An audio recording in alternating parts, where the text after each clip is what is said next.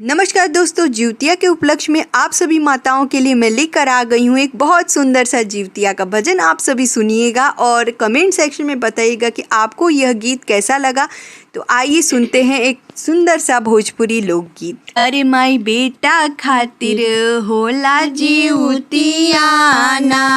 अरे माई बेटा खातिर होला जिउतियाना,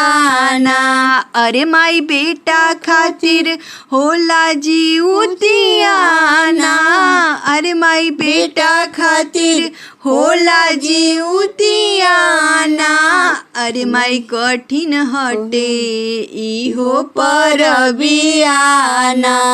अरे माई कठिन हटे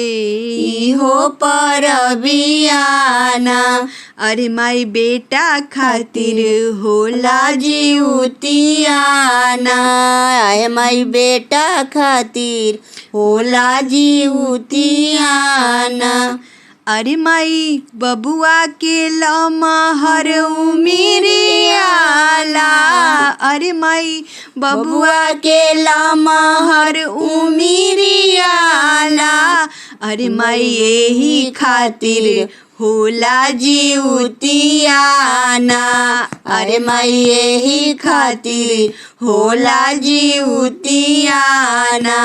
अरे माई बेटा खातिर होला जिउतियाना, अरे माई बेटा खातिर होला जिउतियाना, अरे माई डीएम हुई है सीएम ताहर बेटावाना, अरे माई डीएम हुई है सीएम तोहर बेटावाना, कल कल तू